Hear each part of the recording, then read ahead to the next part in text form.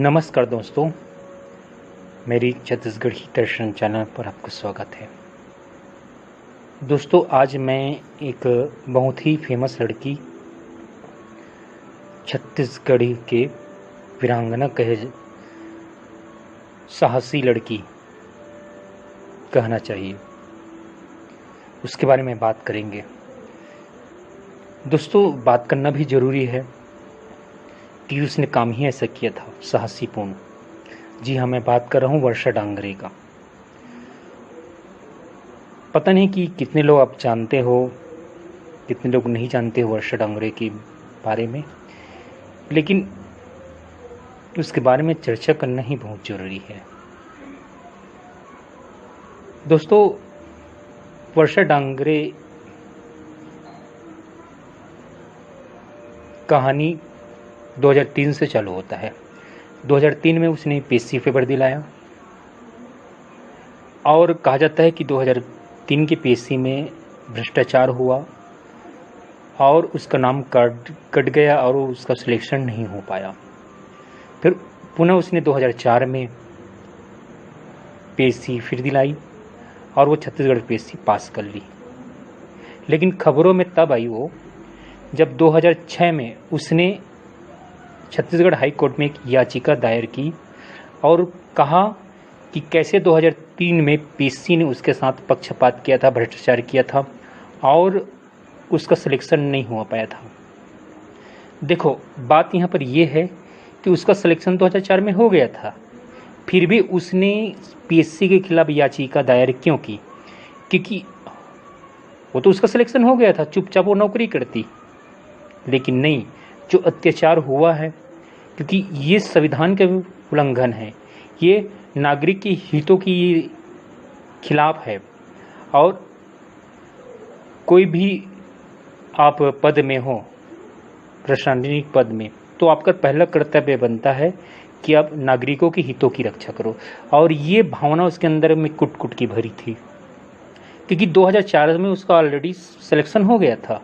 फिर भी उसने 2003 की पीएससी घोटाले की याचिका छत्तीसगढ़ हाई कोर्ट में लगाया और बाकायदा बाद में उसकी जीत भी हुई और अदालत द्वारा उसकी बड़ाई हुआ और फटकार लगी पीएससी को, आयोग को, और 5 लाख जुर्माना और उसके साथ 2 और जो याचिका करता थे उनको 1-1 लाख का भरपाई दिया गया और 5 लाख वर्षा डांगरे को दिया गया और 1-1 लाख उसके साथ जो और याचिका में साथ थे।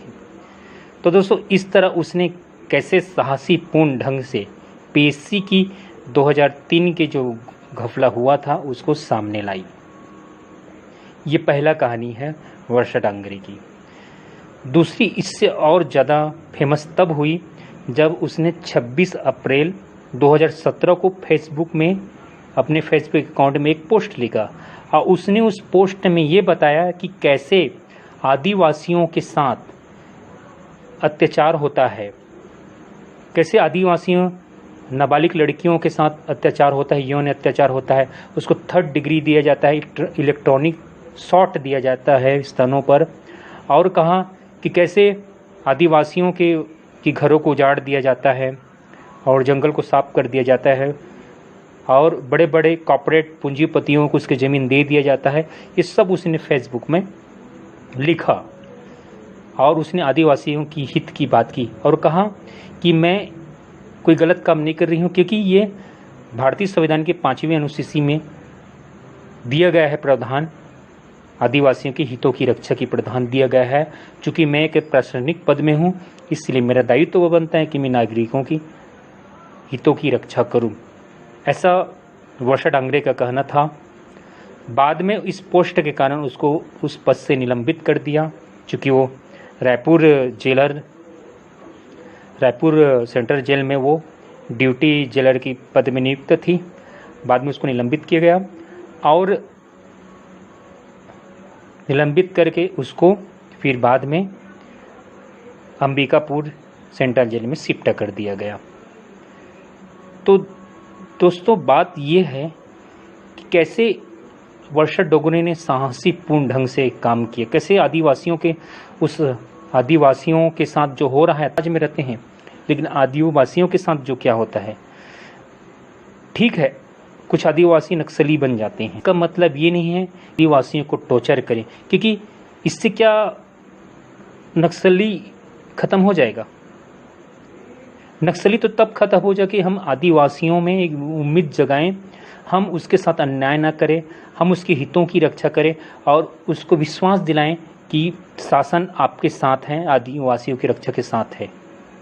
जब ऐसा करेंगे तो उसको नक्सली नहीं भटकाएंगे, नक्सली उसको ब्रेन वॉश नहीं करेंगे, अपने भर्ती नहीं करेंगे, नक्सली उसको नक्सली नहीं बनेंगे वो लोग आदिवासी। और हम 3rd डिग्री देंगे तो ऐसे में आदिवासियों के विश्वास शासन से ऊपर उठ जाएगा।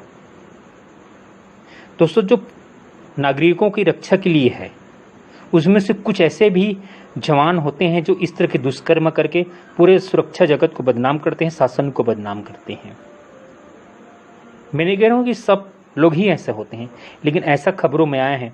वर्षा डोंगरे की उस पोस्ट के अनुसार यही साबित होता है कि नाबालिग आदिवासियों के साथ यौन दुष्व्यवहार, 3rd डिग्री टॉर्चर और उसके आदिवासियों को जमीन हड़पना, ये सब चीज़ उसने पोस्ट में लिखा, ये ठीक नहीं है।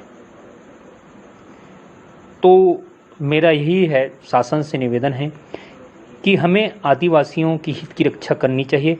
और मैं अभी जो वर्तमान शासन जिसको बघेल जी का सरकार है, तो बहुत कुछ कर रहे हैं वो आदिवासियों के लिए।